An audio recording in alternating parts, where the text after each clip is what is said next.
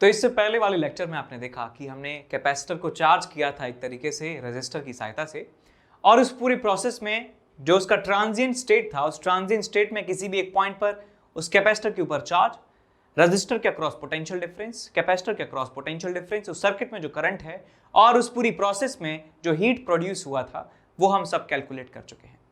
अब यदि इस बात को जो है हम पलट दें मतलब कैसे, यदि वहां से बैटरी को रिमूव कर लिया जाए और एक स्टेडी स्टेट वाले उस कैपेसिटर पे जो चार्ज आ चुका है प्लस CE माइनस CE, उसको डिस्चार्ज करवाया जाए एक रेजिस्टर के थ्रू, तो क्या होने वाला है ये हम यहां पर जानने वाले हैं। तो यहां पे हम हेडिंग लिख सकते हैं discharging of capacitor, discharging of capacitor.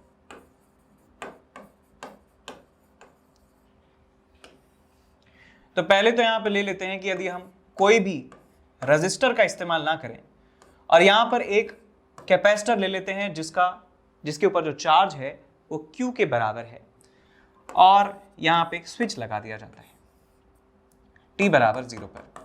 T बराबर 0 पर जैसे ही स्विच को क्लोज किया जाता है तो आप जानते हैं क्या होगा कि ये जो पूरा कैपेसिटर है ये कंप्लीटली डिस्चार्ज हो जाएगा। ये कंप्लीटली क्या होगा, डिस्चार्ज हो जाएगा, और यहां पर जो चार्ज है वो 0 के बराबर आ जाने वाला है इस तरीके से। और इस पूरी प्रोसेस में जो टाइम लगने वाला है वो बहुत ज़्यादा कम लगने वाला है। तो यदि यहाँ पे मैं चार्ज और टाइम के बीच में ग्राफ बनाना चाहता हूँ, तो चार्ज पहले यहाँ पे ज़्यादा था, उससे पहले भी ज़्यादा था, और अचानक से जो चार्ज है वो 0 के बराबर हो जाता है। जैसे ही जो है सर्किट को कनेक्ट करते हैं, बहुत छोटी ड्यूरेशन में ही चार्ज जो है 0 के बराबर हो जाता है, और ये जो हमारे पास ड्यूरेशन है ये ट्रांजिएंट ड्यूरेशन कहलाती है।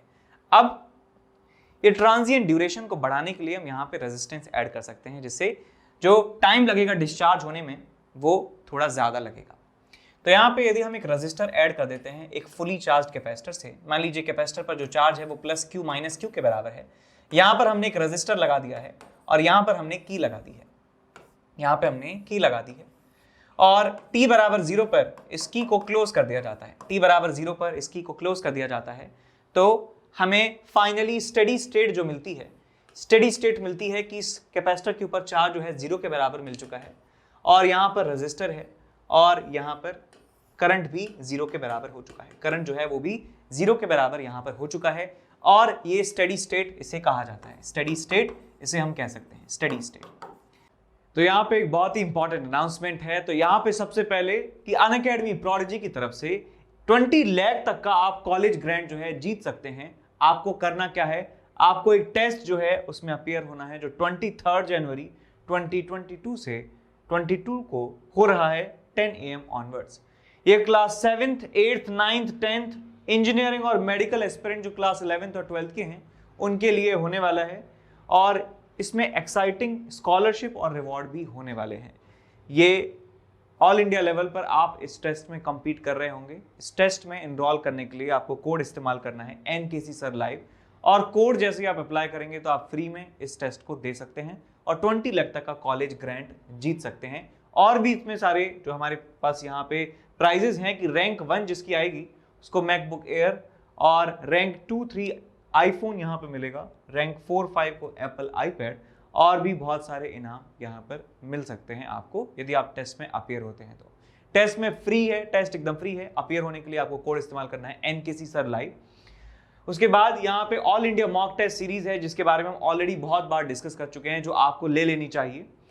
तो ये जो टेस्ट सीरीज है बेटा, इसमें जेईई मेन लेवल के जो क्वेश्चंस हैं वो होंगे, और ये जितने भी क्वेश्चंस हैं ये सारे के सारे टॉप एजुकेटर्स ने क्यूरेट किए हैं अपने हाथों से, और इस टेस्ट को देने के बाद इसकी डिटेल टेस्ट रिपोर्ट भी आपके पास आएगी, जिससे आप पता लगा सकते हैं कि आपके कौन कौन से एरिया जो हैं वीक हैं।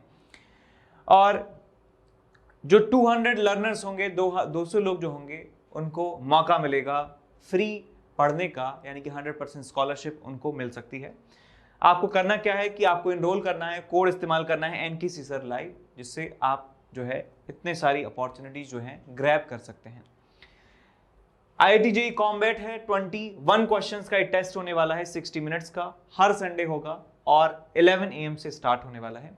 इसमें मिलेगा क्या क्या आपको ये देखिए, आपको IIT JEE के क्वालिटी क्वेश्चंस जो है प्रैक्टिस करने को मिलेंगे। दूसरा, जो रिसेंट सिलेबस है JEE मेन का और एडवांस का, उस पे बेस्ड क्वेश्चंस होंगे और क्वेश्चंस के जो वीडियो सॉल्यूशंस हैं वो एजुकेटर्स द्वारा प्रोवाइड किए जाएंगे और सेपरेट टेस्ट होगा 11th 12th का और 13th का। 11th में 11th का सिलेबस, 12th में 12th का और 13th में 11 12 दोनों का, है ना।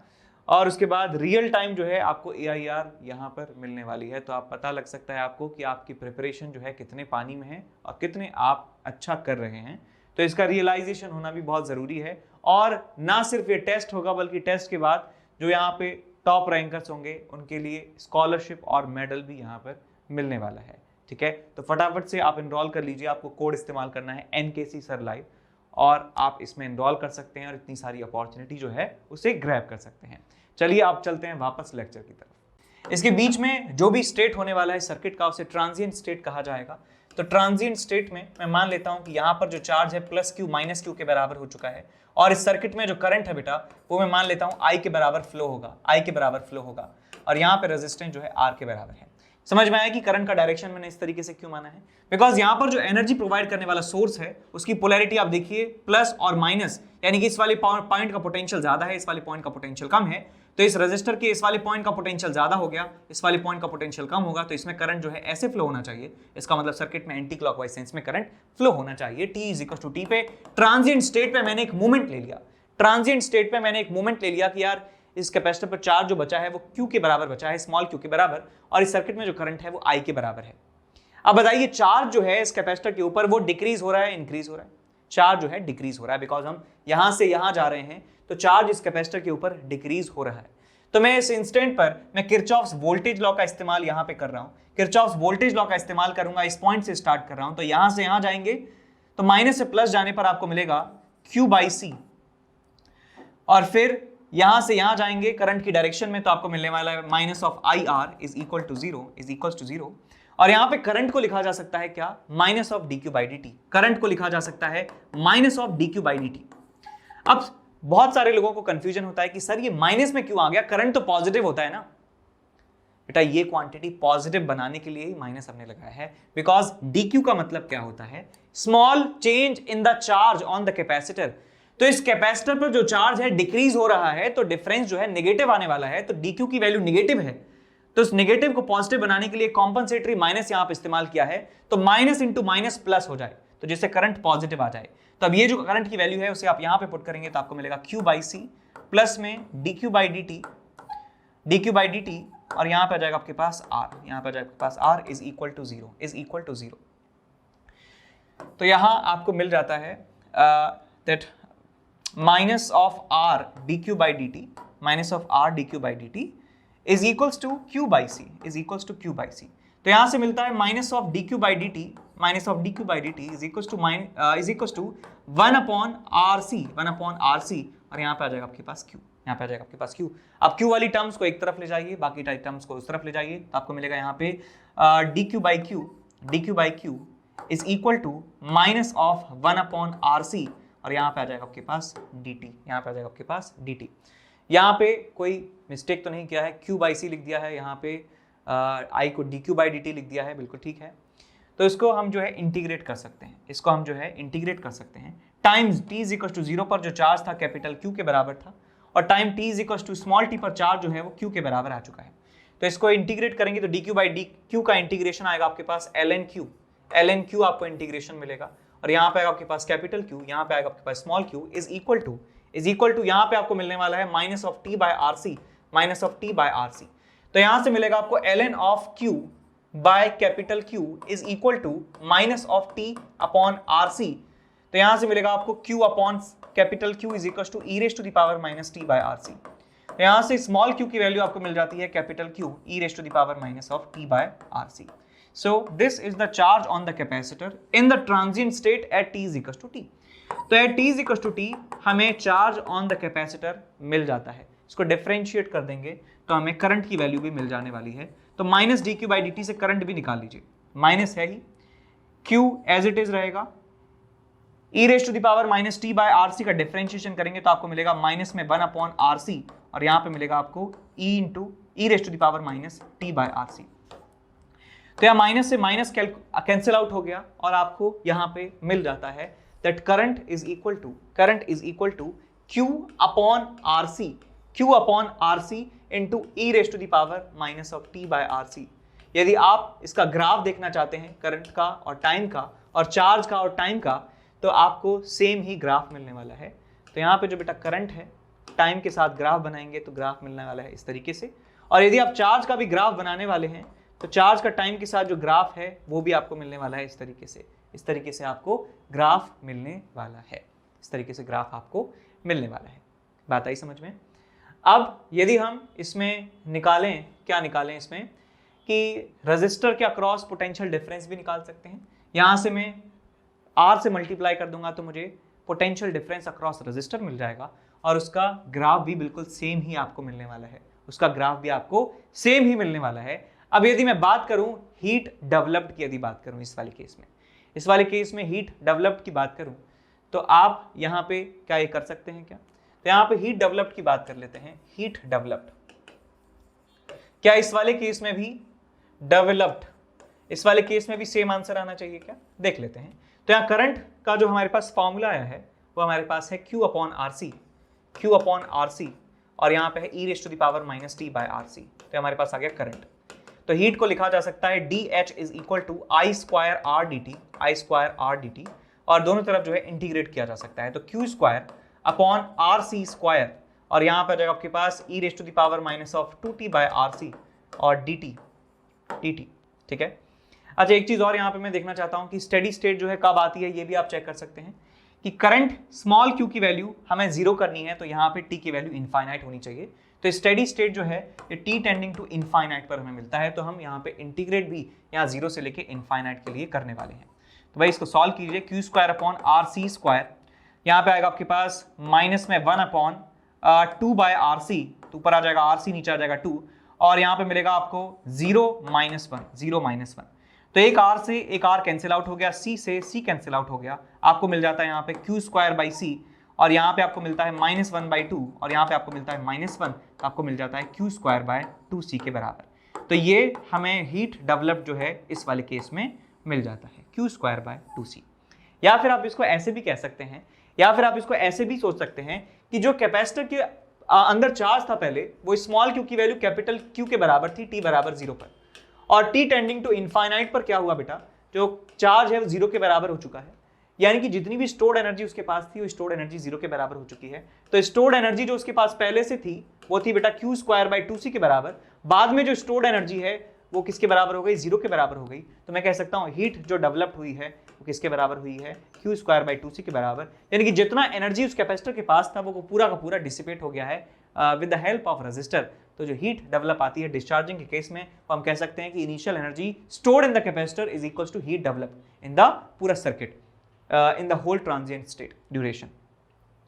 तो इस तरीके से आप समझ गए कि कैसे हम चीज़ों को कैलकुलेट कर सकते हैं। अब आगे चलते हैं और तो यहाँ पर नोट करके एक बात आपको लिखनी है कि यदि आपके पास एक सर्किट है, RC सर्किट है, और RC सर्किट में एक अनचार्ज्ड कैपेसिटर लगा हुआ है, तो यहां पे मैं लिख रहा हूं कि अनचार्ज्ड कैपेसिटर यदि है, अनचार्ज्ड कैपेसिटर इन RC सर्किट, अनचार्ज्ड कैपेसिटर है लाइक दिस, RC सर्किट की बात की जा रही है, इसका कैपेसिटेंस E है।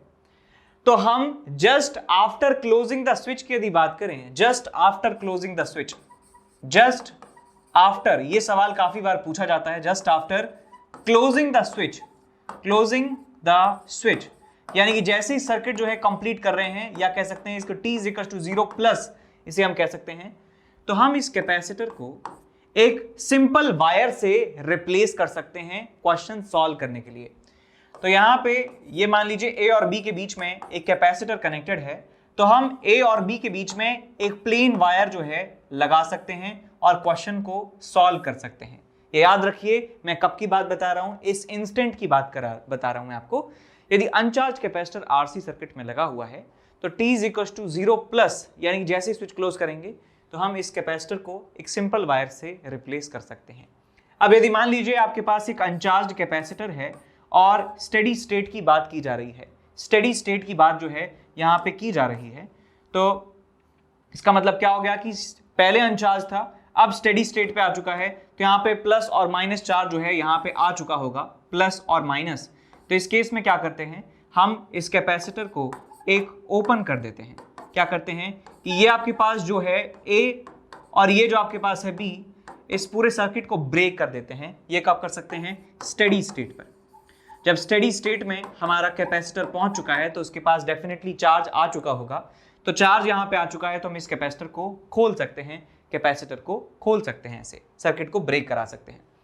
अब यदि मान लीजिए कि आपके पास एक सर्किट है और उस आरसी सर्किट है और उसमें ऑलरेडी एक चार्ज कैपेसिटर लगा हुआ है, तो यहां पे मैं लिख रहा हूं आपके पास charge capacitor in RC circuit, in RC circuit. तो यदि आपके पास चार्ज कैपेसिटर है आरसी सर्किट में और यहां पे उसके पास चार्ज है लेट्स से प्लस क्यू के बराबर उसके पास चार्ज है, तो just after closing the switch में, just after closing the switch की यदि मैं बात करूं, क्लोजिंग द स्विच की यदि हम बात करें t इज इक्वल टू 0+ में, तो हम क्या कर सकते हैं कि इस दोनों पॉइंट्स के बीच में, इन दोनों पॉइंट्स के बीच में एक बैटरी लगा सकते हैं, एक बैटरी लगा सकते हैं प्लस माइनस, और उस बैटरी का जो ईएमएफ है वो किसके बराबर होने वाला है, Q/C के बराबर होने वाला है। तो जब एक चार्ज कैपेसिटर सर्किट में लगा रहे हैं और वहां पे just after closing the switch की बात की जा रही है, तो यहाँ पे उसे एक बैटरी से रिप्लेस किया जा सकता है। बैटरी का ईएमएफ कितना होगा, E is equal to Q/C के बराबर। और यदि हम स्टेडी स्टेट की बात करें, स्टेडी स्टेट की बात करें तो स्टेडी स्टेट आने पर, एट स्टेडी स्टेट, तो हम इन दोनों पॉइंट्स को ओपन कर सकते हैं। A पॉइंट है ये B पॉइंट है, कैपेसिटेंस इसका C है, तो हम क्या कर सकते हैं, इसे ये एक ब्रेक कर सकते हैं सर्किट को जो है ब्रेक किया जा सकता है स्टेडी स्टेट की यदि बात कर रहे हैं तो आई होप आपको समझ में आ गया कि यदि आपके पास कैपेसिटर दिया हुआ है आरसी सर्किट में, तो just after closing the switch और स्टेडी स्टेट में आपको क्या क्या करना होगा, ये मैंने आपको बता दिया है कि स्टेडी स्टेट में आपको क्या करना है, सर्किट को ब्रेक करना ही करना है। लेकिन यदि बात करें t इज इक्वल टू 0+ की बात करें, यानी just after closing the switch की बात करें, तो यदि अनचार्ज कैपेसिटर है तो उसे प्लेन वायर से रिप्लेस करेंगे, और ऑलरेडी चार्ज कैपेसिटर है तो उसे एक बैटरी से रिप्लेस करना पड़ता है। अब इस पे बेस्ड जो है हम कुछ क्वेश्चंस जो है देखने वाले हैं। इससे पहले जो हमने चार्जिंग और डिस्चार्जिंग पढ़ी है उस पे बेस्ड और इस पे बेस्ड जो है हम कुछ क्वेश्चंस जो है यहाँ पे डिस्कस करने जा रहे हैं, और उन सारे क्वेश्चंस को करने के बाद हम सीखेंगे कि हम एडवांस्ड जो प्रॉब्लम्स हैं इस आरसी सर्किट पर, जहां पे कॉम्प्लेक्स आरसी सर्किट दिया जाता है, जहां पे काफी सारे रजिस्टर्स होते हैं, काफी सारी बैटरीज लगी होती हैं, तब उस केस में हम क्वेश्चंस को कैसे सॉल्व करेंगे वो भी हम देखेंगे। लेकिन पहले इसके एग्जांपल हम कर लेते हैं। तो चलिए सॉल्व करते हैं इसके एग्जांपल्स। तो एग्जांपल नंबर 1 हमारे सामने है। सवाल में आपको दिया हुआ है कि in what time capacitor will collect 10% of its final charge given that the time constant is equal to capital T। तो टाइम कांस्टेंट हमें कैपिटल T के बराबर दिया हुआ है। हमसे पूछ रहे हैं कि फाइनल चार्ज का, यानी कि स्टेडी स्टेट पे जो चार्ज है उसका 10% एक्वायर करने में कितना टाइम लगने वाला है, कितना टाइम लगने वाला है, वो कैपिटल T की टर्म्स में हमें बताना है। तो मैं मान लेता हूं कि ये जो आपके पास बैटरी है इसका ईएमएफ E के बराबर है, इसका रेजिस्टेंस R के बराबर है और इसका कैपेसिटेंस C के बराबर है। हमें जो आंसर देना है वो कैपिटल T की टर्म्स में ही देना है। तो मैं किसी भी एक इंस्टेंट पर चार्ज की वैल्यू लिख सकता हूं कि charge on this capacitor at any time t is equal to CE 1 minus e raise to the power minus of t by RC। ये हमने चार्ज का फॉर्मूला सीखा है और हमने ऐसे सर्किट में करंट का फॉर्मूला भी सीख रखा है। Current is equal to E by R, और यहां पे आता है आपके पास e raise to the power minus t by RC। अब यहां पे जो करंट है वो उसकी फाइनल वैल्यू का 10% रह जाता है। करंट जो है, करंट की बात कर रहे हैं, चार्ज की बात कर रहे हैं। अच्छा, चार्ज की बात ही यहां पे की जा रही है, चार्ज की बात की जा रही है। अच्छा, करंट नहीं है, मुझे गलत याद आ गया करंट का। तो चलिए चार्ज की बात करते हैं। तो फाइनल चार्ज कितना आ जाएगा इस कैपेसिटर पर, मैं जानता हूं CE के बराबर फाइनल चार्ज आ जाता है। अब हमें फाइनल चार्ज नहीं चाहिए, हमें 10% ऑफ फाइनल चार्ज चाहिए। तो मैं मान लेता हूं कि किसी भी एक इंस्टेंट पर जो चार्ज है वो 10% ऑफ फाइनल चार्ज आ जाता है, यानी कि 10% ऑफ फाइनल चार्ज आ गया। कब? t is equal to T पर मैंने मान लिया। तो यहां पे इस इक्वेशन में आप वैल्यू पुट करेंगे तो आपको मिलेगा CE 1 minus e raise to the power minus t by RC. अब आरसी होता है हमारे पास टाइम कांस्टेंट, उसकी वैल्यू हमें कैपिटल टी के बराबर दी हुई है, तो हमें ये रिलेशन मिल जाता है। सीई से सीई आपस में कैंसिल आउट हो गया, यहां से आपको मिलता है 1/10, यहां से आपको मिलता है 1/10। अब 1 minus e raise to the power minus t by t 1/10 के बराबर है, तो 1/10 को इधर ले जाइए और minus of e raise to the power minus t by t को इधर ले जाइए, तो आपको मिलता है 1 माइनस 1/10 is equal to e raise to the power minus of t by capital T. और ये आपको मिलता है 9/10 is equal to e raise to the power minus t by capital T. अब इसको रेसिप्रोकेट कर देंगे तो आपको मिल जाएगा e raise to the power t by capital T is equal to 10/9। और आपको यहां से मिल जाता है कि दोनों तरफ ln लेंगे तो आपको मिलेगा t upon capital T is equal to ln of 10/9। So you will get the time instant is equal to capital T ln of 10/9। तो ये हमारा आंसर मिल जाता है कि इतने समय पर जो चार्ज है कैपेसिटर पर that will be the 10% of the final charge. तो इस तरीके से सवाल को सॉल्व किया जा सकता है। अब अगले सवाल की तरफ चलते हैं। सवाल हमारे पास है कुछ ऐसा कि एक रजिस्टर है ये R1 जिसकी वैल्यू है, दूसरा रजिस्टर है जिसकी वैल्यू R2 के बराबर है। यहां पर एक चार्ज कैपेसिटर लगा हुआ है, यहां पर क्या है, चार्ज कैपेसिटर लगा हुआ है जिसका कैपेसिटेंस C1 के बराबर है और इसके ऊपर चार्ज कितना है, C1V के बराबर चार्ज इस पर ऑलरेडी एग्जिस्ट करता है। यहां पर एक अनचार्ज कैपेसिटर और लगा हुआ है C2 जिसका कैपेसिटेंस है। हमसे क्वेश्चन में पूछा है कि current in the circuit just after closing the switch, यानी कि t is equal to 0 plus पे आपसे पूछ रहे हैं कि करंट की वैल्यू सर्किट में कितनी होने वाली है।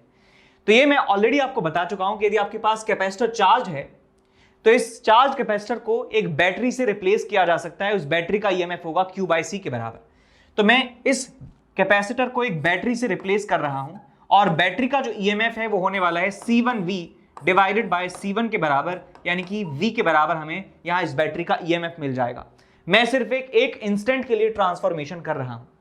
रजिस्टर एज इट इज रहेगा, रजिस्टर R1, ये रजिस्टर भी एज इट इज रहने वाला है R2 और ये अनचार्ज कैपेसिटर एक प्लेन वायर से रिप्लेस हो जाएगा। तो यहां पे एक प्लेन वायर में बना देता हूं, ठीक है। तो मैं बता सकता हूं यार एक बैटरी है, दो रजिस्टर्स हैं, तो इस पूरे सर्किट में जो करंट होने वाला है वो हो जाएगा आपके पास V upon R1 plus R2।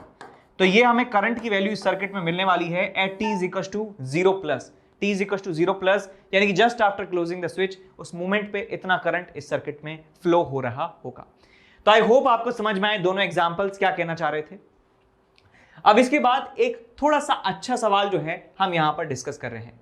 सवाल कुछ ऐसा है हमारे पास कि एक हमारे पास बैटरी है जिसका ईएमएफ V के बराबर है और यहां पर एक रजिस्टर है जिसका रेजिस्टेंस R के बराबर है, एक स्विच यहां पर लगा है जो अभी ओपन है और एक कैपेसिटर यहां पर प्लेस्ड है। कैपेसिटर के बारे में दिया हुआ है कि t is equal to 0 charge on capacitor is CV/2, यानी कि ये जो कैपेसिटर है ये इनिशियली अनचार्ज नहीं है, ये इनिशियली चार्ज है और इसके ऊपर चार्ज की वैल्यू है CV/2 के बराबर। CV/2 के बराबर इस पर चार्ज यहां एग्जिस्ट करता है इस तरीके से। We have to find the charge on the capacitor as a function of time। तो हमें इस कैपेसिटर पर टाइम के फंक्शन में चार्ज बताना है कितना होने वाला है। तो क्या हम इसका आंसर ऐसे लिख सकते हैं क्या कि हमने पढ़ा है sir formula Q is equal to, यहां पे लिखेंगे CV 1 minus e raise to the power minus t by RC। तो ये गलत हो जाएगा, बिकॉज ये जो रिलेशन है ये तब आता था जब इनिशियली कैपेसिटर अनचार्ज होता था, लेकिन अब इनिशियली अनचार्ज नहीं है। तो ये फॉर्मूला भी जो है तुरंत प्रभाव से रद्द कर दिया जाता है ऐसे सवालों में जहां पर इनिशियली कैपेसिटर पे चार्ज है। तो अब हमें सॉल्व करने के लिए बिल्कुल बेसिक वाला मेथड जो है इस्तेमाल करना होगा जो हमने वहां पर किया था। तो मैं इनिशियली चार्ज मुझे मालूम है इस कैपेसिटर के ऊपर, तो मैं मान लेता हूं at t is equal to small t, किसी भी ट्रांजिएंट ड्यूरेशन में मैं मान लेता हूं कि कोई एक मोमेंट आता है t is equal to small t, जहां पर चार्ज इसके ऊपर हो जाता है प्लस q के बराबर, प्लस q के बराबर चार्ज इस पर आ जाता है, ठीक है। और इस पूरे सर्किट में जो करंट है वो करंट इस डायरेक्शन में फ्लो हो रहा है, करंट I के बराबर। तो मैं इस सर्किट में किरचॉफ्स वोल्टेज लॉ के इक्वेशन लिख रहा हूं। तो मैं यहां से यहां आऊंगा तो आपको मिलेगा minus of I into R, यहां से यहां जाऊंगा माइनस से प्लस तो आपको मिलने वाला है प्लस में V, यहां से यहां जाऊंगा तो आपको मिलेगा यहां पे माइनस में Q/C और बस इसके बाद आपको मिल जाता है ये 0 के बराबर। अब इसको थोड़ा सा और सिंप्लीफाई करेंगे, तो यहां पे आपको मिल जाता है दैट CV माइनस में Q divided by C is equal to I into R, और करंट को लिखा जा सकता है dQ बाई dt, तो आ जाएगा आपके पास dQ by dt into R। यहां से माइनस को कॉमन ले लेंगे, तो आपको मिल जाएगा यहां से Q minus CV is equal to RC, और यहां पे dQ बाई dt, और कहीं पे माइनस भी आप यहां पे चिपका दीजिए। तो भाई Q वाली जो टर्म्स हैं उनको एक तरफ ले जाइए, और जो dt वाली टर्म्स हैं उनको एक तरफ ले जाइए, कांस्टेंट को किसी भी तरफ ले जाइए, तो आपको मिलता है यहाँ पे माइनस ऑफ 1/RC, और यहाँ पे मिल जाएगा आपको dt is equal to dQ divided by Q minus CV। बस ये एक्सप्रेशन तो पहले भी हमने यही पाया था, अब की बार भी यही मिल रहा है, लेकिन यहाँ पे बस लिमिट का अंतर होने वाला है। पहले वहां पर लिमिट हमने रखी थी कि t इज इक्वल टू 0 पर चार्ज की वैल्यू 0 है, t is equal to t पर चार्ज की वैल्यू q है। यहाँ पर इनिशियल लिमिट बदल जाएगी कि t इज इक्वल टू 0 जब मूवमेंट था तब चार्ज ऑन द कैपेसिटर 0 नहीं था बल्कि CV/2 था, तो यहाँ पे CV/2 जो है चार्ज की वैल्यू यहाँ पे मैं रख दूंगा, और t is equal to t पर चार्ज की वैल्यू रख देते हैं, q के बराबर हो जाती है।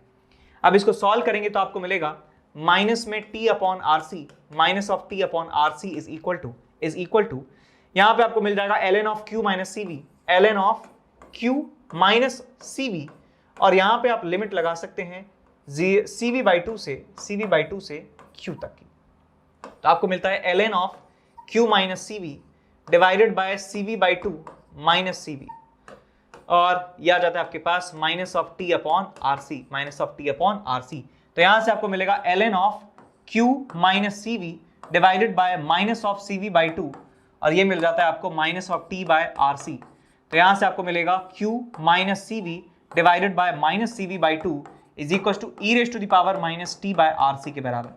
तो भाई यहां से मल्टीप्लाई करेंगे इसको तो मिलेगा q minus CV is equal to minus of CV/2 e raise to the power minus t/RC।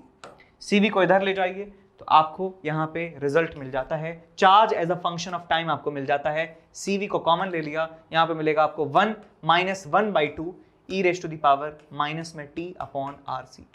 तो ये हमें चार्ज ऑन द कैपेसिटर मिलने वाला है at t is equal to t। किसी भी एक जनरल इंस्टेंट पर इन द ट्रांजिएंट स्टेट हमको ये चार्ज की वैल्यू मिलने वाली है। तो यहाँ पे आपने अब तक इन 3 एग्जाम्पल्स की सहायता से लगभग सारी चीजें कवर कर ली हैं। यदि आपके पास ऑलरेडी चार्ज दिया हो तो सवाल को ऐसे करते हैं, यदि आपके पास ऐसे ट्रांसफॉर्मेशन करवाने को पूछा जाए कि just after closing the switch and at the steady state, तब हम कैसे सॉल्व करते हैं। और नॉर्मल इक्वेशन पे बेस्ड सवाल तो यहाँ पे सबको आता ही होगा ऑलरेडी, लेकिन फिर भी मैंने यहाँ पे करवा दिया है। अब आगे चलते हैं और पढ़ते हैं एडवांस्ड लेवल के जो सर्किट्स होते हैं, या इनको complex AC circuit, complex RC circuit कह सकते हैं, या इसको एडवांस्ड RC सर्किट भी कह सकते हैं, पढ़ेंगे अगले लेक्चर में।